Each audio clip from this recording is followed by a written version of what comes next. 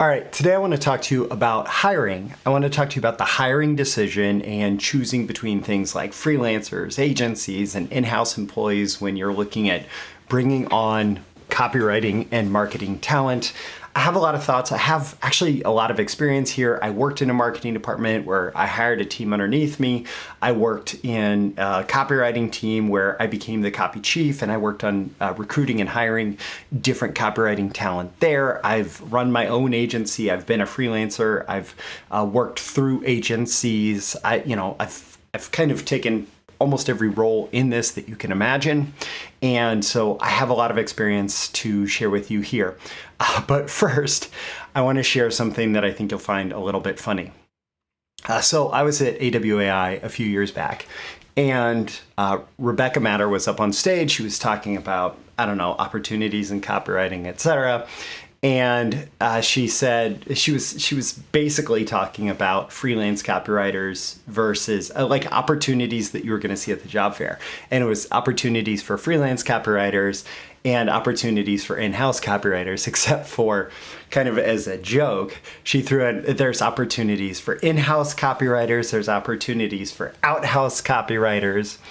And then a little bit later in the day, someone came to her and said, I'm looking for an opportunity to be an outhouse copywriter. And the joke, if you don't know, an outhouse is a toilet outside of a house, or, sometimes in the woods, it's a pit toilet. It's not an opportunity for copywriters. What she was talking about was being a freelancer. But sometimes I suppose that's a reminder of why we have to be a little bit careful when we use jargon without defining it in our marketing copy, because if we use jargon and people don't get it, there might be some misinterpretation. Okay. So for real, hiring copywriters and marketers can be a challenge. You definitely want the best talent. You want a good team working with you. You want a good individual, right, working with you. And, as a business owner or as a marketing leader within your department, you want a great deal, right? You want somebody who you're basically buying money at a discount, because the marketing role should be a profit center. It should be like going all the way back to Claude Hopkins, scientific advertising. Marketing is sales multiplied through media, right? And so you want the person who creates marketing for you to be generating more revenue, many times over more revenue than their actual cost of employment, right? And that does not mean necessarily cheap or expensive, right? It is cheap if they're generating way more revenue than their cost, and it is expensive if they are generating way less revenue than their cost. Ultimately, what you're looking for, and I think what most people who are presenting themselves as copywriters and marketers to be hired are looking for, is the best result. Everybody wants the best result here, right? It can still be a challenge. I definitely know. So let's talk about hiring freelancers. There can be a few reasons to hire freelancers. One, oftentimes the very best talent, if they are available, they're not available as a full-time employee. They're not available, like the way that you get them is by hiring them as a freelancer. Now, what that actual relationship looks like through time can look very different. They could be a freelancer and be with you for years for many projects. They could be a freelancer and be with you for one project. But most really good talent, especially in freelance copy or especially in direct response copywriting, they want to be independent. They want the freedom that is possible through copywriting. And so usually you can only get them as a freelancer. Another reason that you might want to hire freelancers is if you feel like your need is temporary, right? I want one particular, for example, I have a client that likes to kind of cycle the voice of the different promotions. They don't want to be over reliant on one copywriter's voice, one copywriter's perspective, one copywriter's either entrenched perspective or whatever perspective on the products, the industry, the marketplace. They want copywriters bringing in a fresh voice and a fresh perspective on a regular time or on a regular basis. And so what they're looking for is, okay, I want this copywriter for this project, and I might hire that same copywriter again 3 months, 6 months down the road, but I want this copywriter for this project and it's a temporary need, and maybe I'll come back, right? And that's a great example of when you might want to hire a freelancer. Another reason you might hire freelancers is if you want to test the talent before making a bigger commitment. So one of my, I actually say that my last full-time job was in 2010, but shortly afterwards, I actually landed a freelance gig with a financial publisher. And then I landed 3 more freelance projects with them. And then by the time we got to the end of the second one, they just made me a job offer. And it was basically an ongoing deal, but I became, for tax status, I became an employee and I got health insurance and all of that. But when they looked at hiring copywriters, they were really looking to build their team. And they knew that one way that they could do that was to build the relationships through freelancing and then develop the team, move people in-house if it made sense, right? And so hiring freelancers can be great from a lot of different perspectives. It can also be challenging because oftentimes freelancers certainly have a reputation across the board as being the most flaky, the least professional. And that's true or not true, depending on the freelancer and depending on who knows what factor going on. When you're either dealing with someone who is there constantly with you or someone who's part of a bigger structure like an agency, there is a level of management and professionalism that happens there that does not necessarily happen for a freelancer, right? And you can still deal with flaky employees and you can still deal with flaky agencies. I'm not saying you can't there either. They're all human beings and human beings are prone to being flaky. But freelancers definitely have the biggest reputation for that.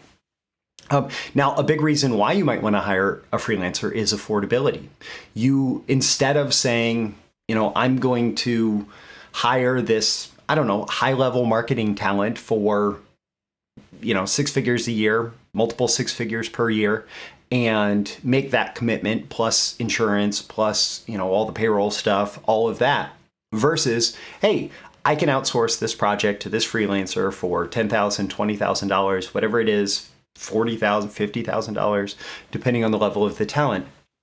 I can outsource this, but then I recognize that is a fixed and contained cost versus the ongoing cost of employment.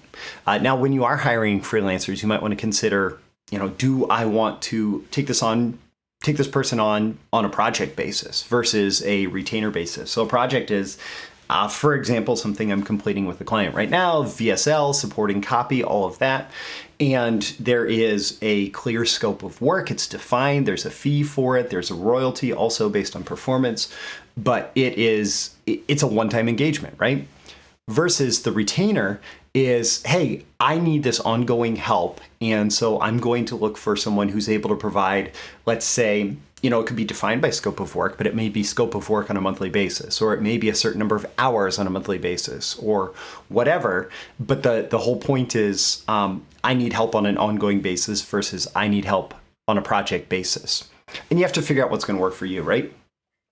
So you want to hire an agency, especially if you want a team, if you want to tap into the power of a whole team that's working together on your behalf. That's when you start to look at agencies. So for example, a friend of mine, Chris Wright, has an agency called Your Conversion Partners. He's been interviewed on Breakthrough Marketing Secrets before. I've actually done client work through him. And he has this great process where he's got actually 2 teams working on every project. And the first team is actually the creation of the promotion of the campaign, of the funnel, whatever. And there is at least a copy chief and the copywriter working on that. And sometimes multiple copywriters involved with the project, but that team works to actually get everything ready for launch. And then he has another team, and this is all mapped out in his processes. He has another team that actually comes in after the launch for any kind of testing, any kind of optimization, any kind of improvement, any kind of additional copy needs that are going to come up. And it's this whole bigger process. And of course, like, you're going to have to pay more. And his is exclusively a creative agency. We haven't even talked about media buying. His is exclusively, okay, we create these conversion systems and we help you make sure that those conversion systems are successfully launched and then optimized after launch. And we continue to partner with you through time, right? There is an associated cost, right? If I do a project through Chris, the cost is higher than if I do a project through, now I'm not actually looking for any copywriting work. I'll talk to you about that in a second, but I'm not looking for any copywriting work today. But in the past, when I've said, hey, do you want me to do this through Chris or do you want me to do this myself? The client has to make a decision. Do I want all of the benefits of the team and the associated cost, or do I want, just Roy as a freelancer, right? And if there's trust with Roy as a freelancer, that's great. But if you don't necessarily have trust with the freelancer, you might consider an agency, and maybe they work with freelancers on a project basis. So they get to deal with the headaches and the management and all of that for you. If your need goes beyond creative, it may make sense to look at an agency that that is able to, for example, help you with media buying, help you with AdWords ads or it's not AdWords anymore, Google ads and Facebook ads and whatever particular ads they might be a specialist in and that may match with your audience, right? The audience you're looking for.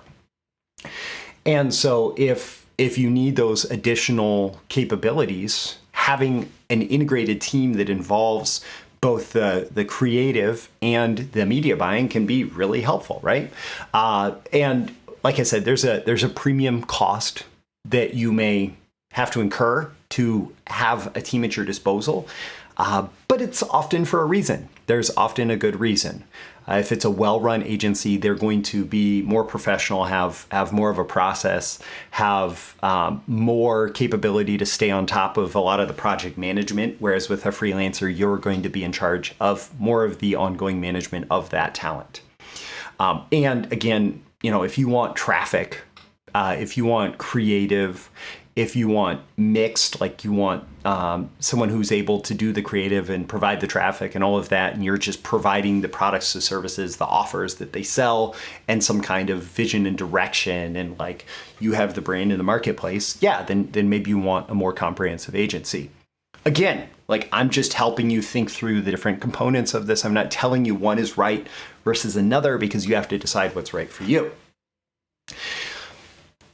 Okay, third option, we talked about freelancers, we talked about agencies. Now it's time to talk about hiring in-house talent as copywriters, marketers. And admittedly, there have been companies, especially under like the Agora umbrella, $1 billion plus publishing empire in financial and health publishing for consumer related products, right? They almost exclusively for a very long time were hiring in-house teams of copywriters. So they wouldn't hire freelancers. And I had to make a decision. Do I want to move to Baltimore or Florida where I can go work with one of these teams in-house, which would have been a great opportunity, but it wasn't a fit for me? Or do I want to be a freelancer and maybe not have access to that? Eventually I did, but initially I didn't, and not have access to that. And for them, the decision to build teams in-house in Baltimore, in Florida, where they were based with their multiple locations, that was advantageous over hiring freelancers, even if the freelancers out there were the highest level talent. And then once somebody had a reputation with them, they maybe let them move out. But especially for the first 1 to 3 years as talent, they made sure that that person was working in-house to develop their capabilities and skills. So you may want to hire in-house if you're thinking longer term about the growth of your team, especially, but then also about your business, because you're building this team, you're building this capability in-house. If you want to build a culture, right? If it's not just, okay, we're going to release a bunch of promotions, we're going to have a bunch of offers, we're going to have a bunch of funnels, right? But if you want to build more of a team culture, having longer retention of your marketing talent is definitely, it's helpful with that, right? If you want more control over the output, you can typically with freelancers and agencies, you're like defining scope of work and they do it. And there's a feedback process, etc. But if you really want to get in there and manage, okay, today we need 3 new advertorials that we can test on paid traffic by the end of the day, right? And let's get in there, and I need you guys to work I need you guys to have these done by 5 p.m. Guys, not gender specific, guys and ladies, whatever, but I need you to do these things by this time, right? That is very much more, that very much falls under the employee role. And it's a lot easier to do when you have an in-house team. And I will say, like, I'm saying in-house, but it's not necessarily geographically contained, but it is more defined as a team of employees versus a team of outsiders, right? It is worth considering the total cost of employment. I learned very early on as a marketer, I said, oh, my salary is this, right? But it was pointed out to me, no, there's all of these additional items associated with, paying for insurance and paying for all of the employment taxes and all of that. And so the total compensation was higher, right? And as an employer, you figure that out, right? You figure out that the freelancer has a set cost and you say, okay, I'm going to send you this $20,000, and that defines the financial scope of our relationship. Not even getting into royalties with that. But as an employee, there are lots of different factors. There's, retirement accounts and all of that stuff that factors into the cost of having that person on your team. Now, if you are looking to hire in-house, there's a gray area. So you could think about, okay, do I want a few people on maybe retainer? I could have essentially fractional copywriters, right? I could have a few copywriters who each have different responsibilities, but it is designed as more of an ongoing relationship. And the plan is maybe that I'm not their only client, right? And I'm going to limit it to make sure I'm not their only client for maybe some tax and legal reasons that I'll talk about in a second, but I have them on retainer and I'm getting consistent service with them and they're a part of the team and all of that's going on, versus do I want them to be a full-time employee or even a part-time employee, whatever it is, and have them be a member of the team either in my office or distributed across the country or potentially around the world.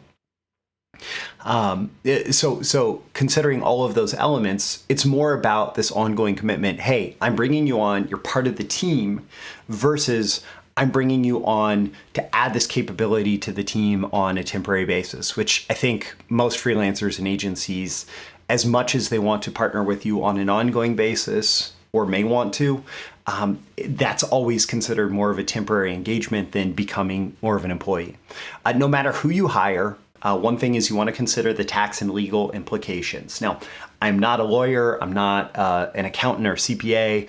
I'm not trying to tell you specifically what defines an employee versus what defines a contractor, but you need to know what defines an employee and contractor.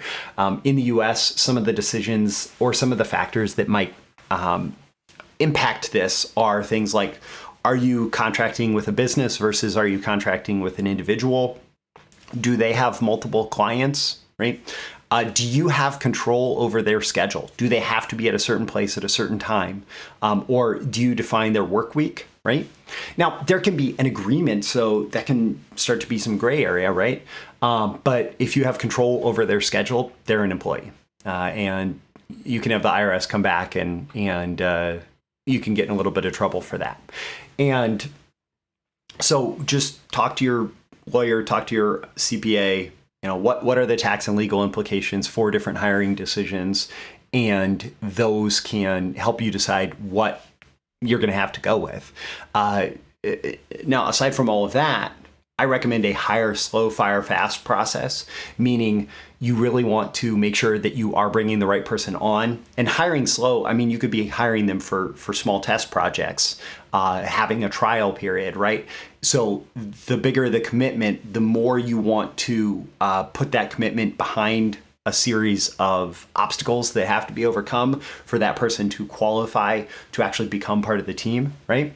And then during that period, part of what you're doing is you're giving yourself the capability to fire fast. So if you have like a small test project before somebody gets started, or you have a 90-day trial period before somebody is part of an ongoing commitment, then that allows you, if you set success criteria during that, to say, okay, this isn't working out. Therefore, we're going to sever this during the trial period versus something that looks more like traditional employment and unemployment. Make sure you communicate clearly about expectations, whether they're a freelancer, agency, in-house. You need to define success. You need to tell them what done looks like, all of that, because that's going to allow them to fulfill your expectations, right? If you don't communicate your expectations, they're not going to fulfill them. And make sure you define success. Define what success looks like, but give them leeway over how. Your employees or your contractors will be much happier if they feel like they are practicing mastery of their craft versus being told exactly what to do. And if you hire good talent, they're not going to accept being told exactly what to do and how to do it. So you help them set goals. You set goals along with them. You define what success looks like. You say, this is what the finished product needs to be, right? You outsource and delegate effectively, and then you trust them to bring their talent to the forefront and to create success with you on that to achieve your predetermined goals. So my call to action for you at the end of this episode, number one, is to ask yourself how you can use this. What did this inform? How did this inform you about the hiring decision, about the hiring process, right? Make sure you like and subscribe if you want more content like this delivered to you. I have traditionally talked more towards the copywriters, towards the marketing talent, but I'm also going to make sure that in the next few weeks, months, years, I'm creating more talent or more content for entrepreneurs, for business owners who are managing the marketing team, in part because I'm shifting my role.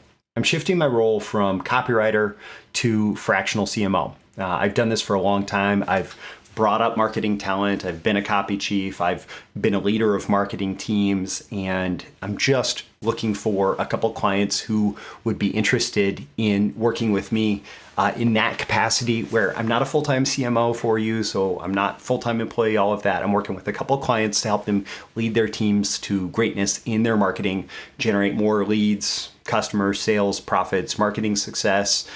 You define the metrics, and I help make it happen as an inside leader in your team. That information is now available at royfurr.com. I'll include the link in the description. And if you want to either send your team to develop marketing talent, or if you personally want to develop your copywriting and marketing talent, I will also include a link to my streaming library of copywriting and marketing courses. It's called BTMSinsiders, BTMS being short for Breakthrough Marketing Secrets, which is what this episode is. Again, I'm Roy Furr. Check the links in the description for more, and I will catch you again in the next episode. I'll see you soon. Bye. Thank you once again for tuning in to this daily episode of Breakthrough Marketing Secrets. Remember, check out the links with this episode for even more value. Now make sure you like, comment, share, subscribe, and engage in every way you can to keep this show going and growing and delivering daily value to you. I'll catch you soon for your next big breakthrough.